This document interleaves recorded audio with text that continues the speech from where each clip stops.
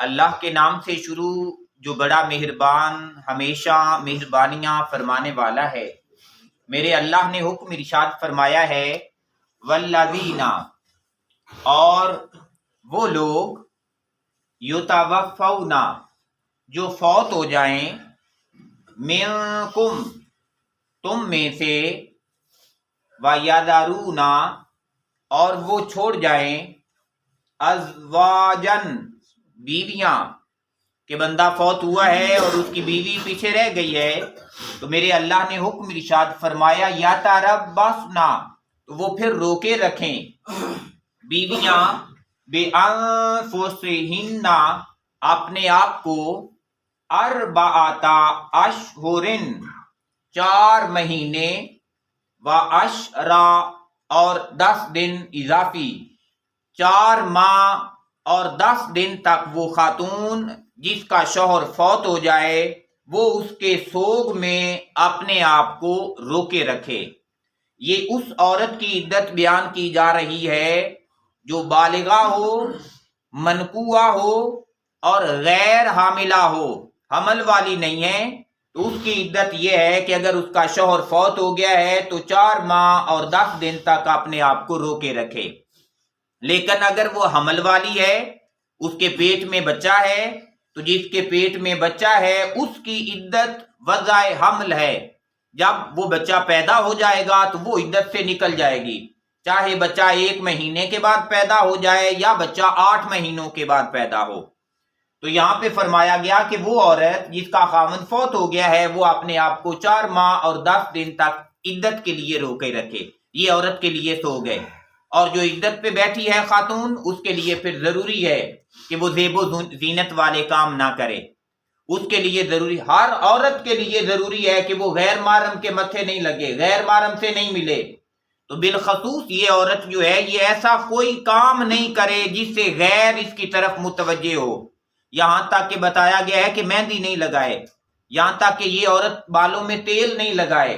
Break دندانوں والی کنگھی جو ہے وہ بھی اپنے بالوں کے اندر نہ پھیرے کہ جس سے اس کی زیب میں زینت میں اضافہ ہوتا ہے اور لوگ اس کی طرف متوجہ ہوتے ہیں، یہ اپنے آپ کو روک کے رکھے۔ لیکن جب 4 ماہ اور 10 دن پورے ہو گئے پھر میرے اللہ نے ارشاد فرمایا فَإِذَا، پس جب، بالغنا وہ پہنچ جائیں، اجلہن اپنی عدت کو، 4 ماہ اور 10 دن پورے کر لیں، پھر میرے اللہ نے ارشاد فرمایا فلا جناح، پھر تم پہ کوئی گناہ نہیں ہے، فلا جناح پس نہیں ہے گناہ، علیکم تم پر، فی ما اس معاملے میں، فعلنا جو وہ عورتیں کریں، فی انفسہن اپنے ساتھ، بالمعروف بھلائی کے ساتھ، کہ 4 ماہ 10 دن عدت گزار لینے کے بعد خاتون اپنے ساتھ جو بھلائی کا معاملہ کرے اس میں تم پر کوئی گناہ نہیں ہے۔ اور وہ بھلے کا معاملہ کیا ہو سکتا ہے؟ وہ آگے نکاح کی سوچ ہو سکتی ہے کہ وہ آگے کسی کے ساتھ نکاح کی سوچ کر لے، یہ سوچ لے کہ میں کہیں نکاح کر لوں، کہیں شادی کر لوں تاکہ بقیہ عمر جو ہے مجھے کوئی شیلٹر مل جائے، کوئی نگہبان مل جائے، کوئی ایسا ہم سفر مل جائے کہ جو میرا خیال رکھا کرے اور میں اس کا خیال رکھا کروں اور زندگی بسر ہو جائے۔ لیکن آج جس معاشرے میں ہم زندگی گزار رہے ہیں، ہماری غیرت آڑے آ جاتی ہے، ہم سمجھتے ہیں کہ ہمارے بڑے بھائی کی بیوی ہے اور وہ تو ہماری ماں کی مانند ہے، تو ہم اسے دائیں بائیں کیوں جانے دیں؟ ہم پھر اسے یوں قابو کر لیتے ہیں، یوں بٹھا لیتے ہیں کہ اسے کہیں دائیں بائیں نکلنے نہیں دیتے۔ حالانکہ میرا اللہ ارشاد فرما رہا ہے کہ جب عدت کے معاملات پورے ہو گئے ہیں، اور یہ ایک رشتہ ایسا رشتہ ہے کہ اگر کوئی خاتون جو ہے وہ بیوہ ہو گئی ہے تو وہ کام جنہیں جلدی کرنے کا حکم دیا گیا ہے نا، ان کاموں میں سے ایک کام یہ بھی ہے، فرمایا اگر بیوہ کے لیے جوڑ کا رشتہ تمہیں ملے تو فرمایا نکاح کرنے میں جلدی کیا کرو۔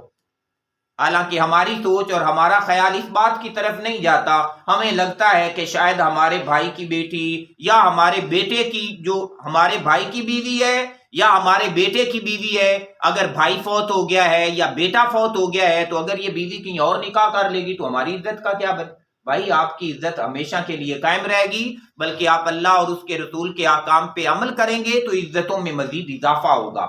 عزتیں تب بھی خراب ہوتی ہیں جب بندہ ٹکر لیتا ہے اللہ سے یا اللہ کے رسول سے۔ تو فرمایا جب وہ اپنی عدت پوری کر لیں تو اگر وہ نکاح کرنا چاہیں اپنا بھلائی کے ساتھ تو وہ کر سکتی ہیں۔ واللہ، اور اللہ تبارک و تعالی، بما تعملون، تم جو کچھ کرتے پھر رہے ہو، خبیر، وہ اس کی خوب خبر رکھنے والا ہے کہ تم کیا کرتے پھر رہے ہو۔ اللہ تبارک و تعالیٰ سے دعا ہے کہ اس نے قرآن میں ہمارے لیے جو احکام نازل فرمائے ہیں، میرا اللہ ہمیں انہیں سمجھنے کی اور پھر ان پر عمل کرنے کی توفیق عطا فرمائے۔ اللہم صلی علی و مولانا محمد، اللہم صلی علی و مولانا محمد وعلی آلہ وصحبہ وبارک وسلم۔